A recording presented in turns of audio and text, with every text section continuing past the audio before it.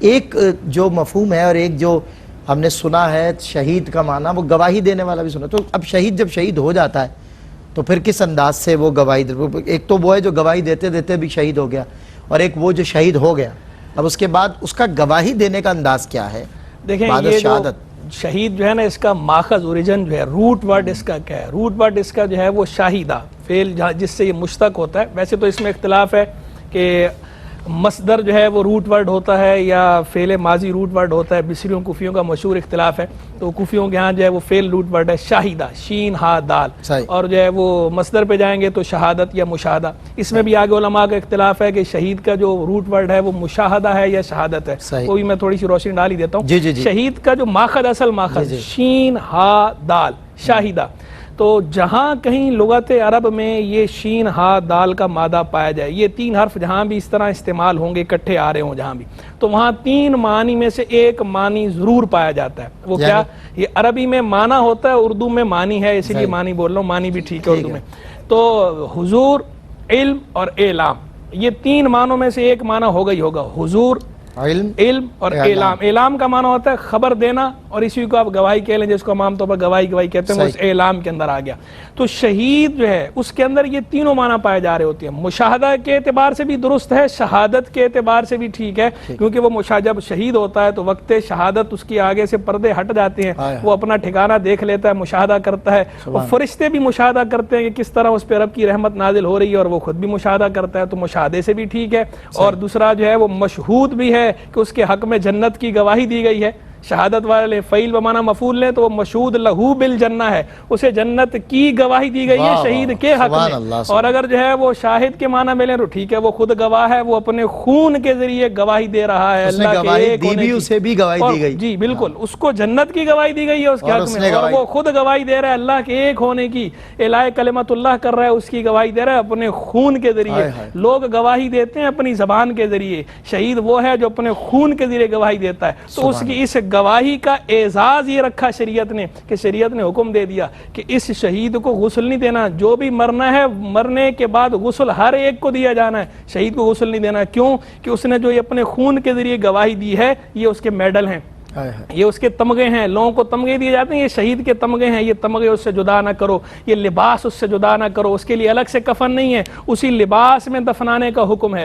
اس کو غسل نہ دینے کا حکم ہے، کہ اس نے ایسی گواہی دے دی ہے کہ اسے اس غسل کی حاجت نہیں رہی. اور بروز قیامت اس کے یہ زخم، یہ خون اس کا، یہ چمکتا ہوگا، یہ خوشبو دے گا. مشک سے زیادہ خوشبودار ہونا ہے بروز قیامت. اور شہید اپنے ان زخموں کے نشانوں سے، اور یہ خون جو دنیا کے اندر خون ہے ناپاک ہے، دنیا کے اندر خون ہے بدبو آتی ہے، وہ شہید کا خون ہے کہ بروز قیامت خوشبودار ہوگا. وہ دیکھ کر پتہ چلے گا یہ شہید، یہ شہید، یہ شہید. وہ پہچانا جائے گا، یہ شہید کی چمک ہوگی. یہ اس کی اس گواہی کا اعزاز ہے، اس کے خون پہ رشک کریں گے اگلے. یہ اس کی یہ جو اس نے گواہی دی ہے اپنی شہادت کے ذریعے، یہ اس کی اس گواہی کا اعزاز ہے. یہ اس کو اعزاز بروز قیامت دیا جانا ہے. اور اسی وجہ سے جو ہے، اور یہ ساری باتیں جو ہو رہی ہیں، یہ کس شہید کی بات ہو رہی ہیں؟ یہ شہید حقیقی کی ہم بات کر رہے ہیں. شہید حقیقی وہ جس کو شہید الدنیا والآخرہ بھی کہتے ہیں، یعنی آخرت کے احکام میں بھی شہید ہے، دنیا کے احکام میں بھی شہید ہے. دنیا کے احکام سے مراد یعنی اس کو غسل نہیں دیا جائے گا، اور اس کی تکفین یعنی کفن الگ سے نہیں دیا جائے گا، انہی کپڑوں میں جس میں وہ اس کی شہادت ہوئی ہے دفنا دیا جائے گا.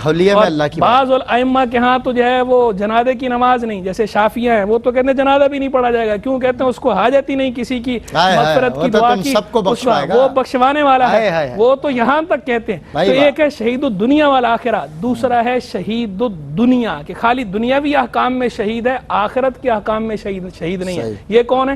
مسلمانوں کے ساتھ لڑ رہا ہے، کفار کے ساتھ لڑ رہا ہے، مسلمانوں کے ساتھ مل کر، لیکن مقصود اعلاء کلمت اللہ نہیں ہے، مقصود ریاکاری ہے، مقصود دکھاوا ہے، یا مقصود مال غنیمت کا حصول ہے. چونکہ ان چیزوں کا تعلق قلب کے ساتھ ہے، ہمیں پتہ نہیں چلے گا جب تک بتائے گا نہیں. تو دنیاوی احکام تو اس کے شہیدوں والے ہی ہوں گے، یعنی غسل نہیں دیا جائے گا، تکفین الگ سے نہیں کی جائے گی، انہیں کپڑوں میں دفنا دیا جائے گا. لیکن اللہ کے ہاں جو ہے وہ شہید کا رتبہ اسے ملنا نہیں ملے گا. شہید الآخرہ نہیں ہے، صرف شہید الدنیا ہے. اور ایک تیسرا جو ہے شہید الآخرہ فقط، کہ دنیا میں شہید نہیں ہوا، اخروی احکام میں شہید ہے، یہ حادثاتی موت تقریباً جو ہے وہ 44 سے زائد قسمیں علماء نے بیان کی، قسمیں آپ نے ارشاد بھی ڈاکٹر صاحب قبلہ نے چند ارشاد بھی فرما دی، ویسے تو 40 سے زائد قسمیں علماء نے لکھی ہیں، علامہ جان سیوطی رحمہ اللہ کا تو پورا اس پہ رسالہ ہے، ابواب السعادہ فی اسباب الشہادہ، تفصیل سے انہوں نے کلام فرمایا، اسی کو شہید حکمی بھی کہتے ہیں، یہ جو شہید الاخرہ فقط جو ٹھیک ہے، اس میں یعنی کہ ایک لمبی شرح جو ہوگی، جو ایک کئی فیصد مسلمانوں کو، بندگان خدا کو حادثاتی جتنے بھی ہیں وہ سارے اس کے اندر، یعنی اللہ کی طرف سے یہ تحفہ ہے اپنے بندوں کے لیے، اس کے محبوب کی امت کے لیے، انہیں اجر ملے گا، انہیں اجر اور اخروی شہادت، اور اکثریت جو جاتی ہے یہاں سے